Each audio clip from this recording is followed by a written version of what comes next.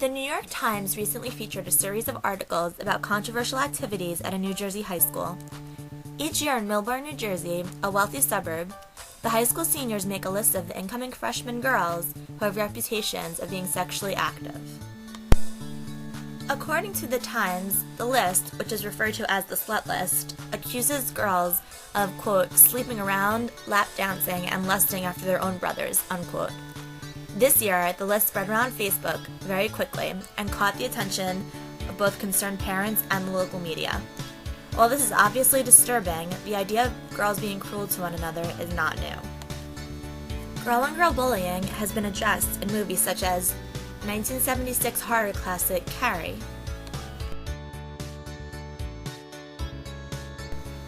1989's dark comedy Heathers, and 2004's teen comedy Mean Girls.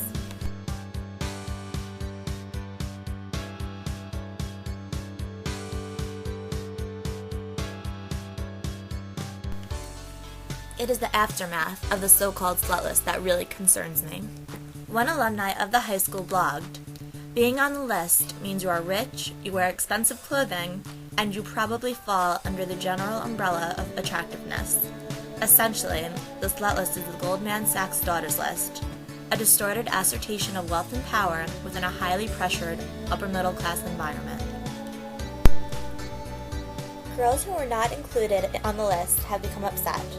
My initial reaction was shock, but then I really considered what today's teenage girls are being exposed to everywhere they turn, and their feelings became much more logical.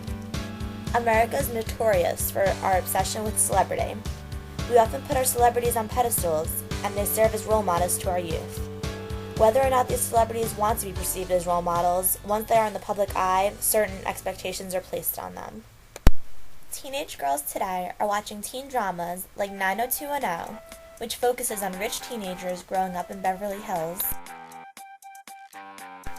Gossip Girl, which features rich teenagers growing up in New York,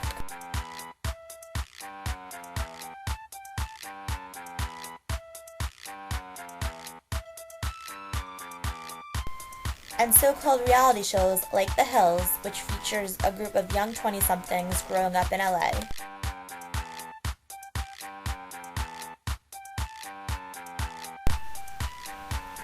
Cable-based reality game shows are also popular among teenage girls.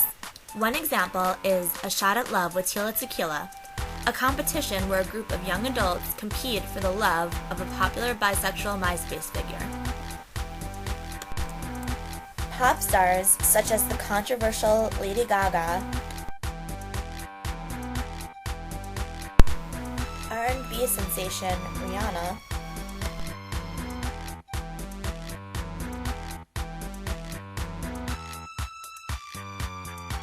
and Britney Spears are often found looking like this on magazine covers.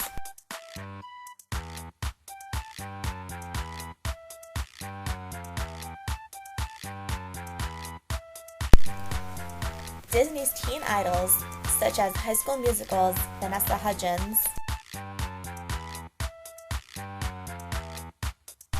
and Hannah Montana's Miley Cyrus, have had questionable photos leaked over the internet.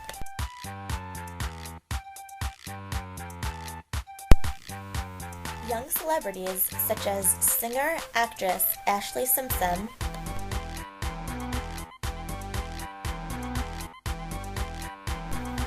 High School Musical's Ashley Tisdale,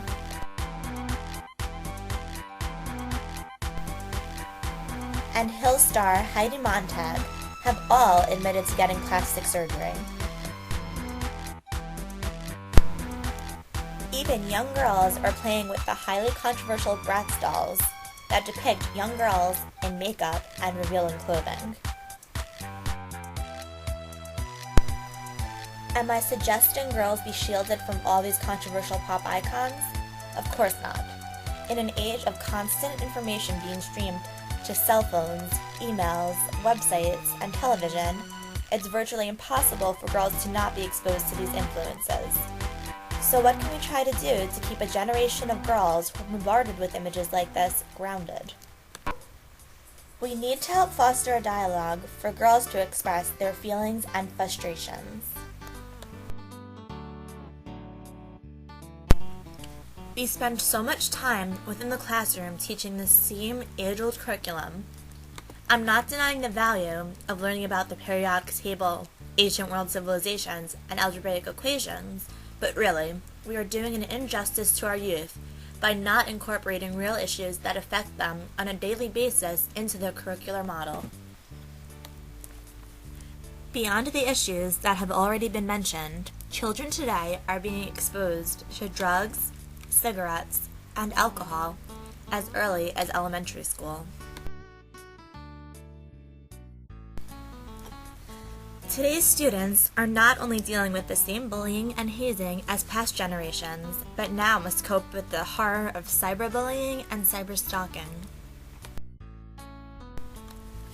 The lesbian, gay, bisexual, and transgender community of teenagers are still targets of hate and violence. This generation is young with rising rates of divorces that are quickly transforming the concept of the traditional American family. We need to help them realize a sense of camaraderie among their peers. Students are dealing with similar issues, and as soon as they realize that, they'll feel less alone.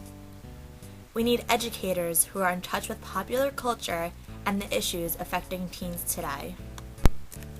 We need teachers who will talk with students, not at students, to serve as facilitators of dialogue. We need teachers who seem relevant to students to serve as positive role models. These discussions must take place with a sense of empathy and understanding, not judgment and frustration. We were all children and teenagers once. Let's remember how difficult that time of life is and how much some of us could have benefited from an open and supportive dialogue with our peers and teachers that we looked up to. Maybe we could address these topics in health classes. Maybe it could be integrated into social studies classes. Perhaps we can even offer after-school groups where these issues are discussed. It doesn't matter when or where these conversations take place, but I do urge leaders of education to really consider the issues that are affecting today's students and realize the need to connect with our students by bringing these real-life issues into the classroom. The statewide curriculum needs to reflect the needs of the students. Addressing these issues in the classroom is something that the students absolutely need. We need to be preparing this generation to be confident, capable, well-rounded people who will possess great leadership skills. We must teach them how to succeed in an age when we are constantly saturated with images and information from multiple outlets. Students must realize that they are more alike than different and have similar problems, fears, and questions. By incorporating an open dialogue within school, we will create a support system for students where they will forge meaningful connections to one another and faculty members.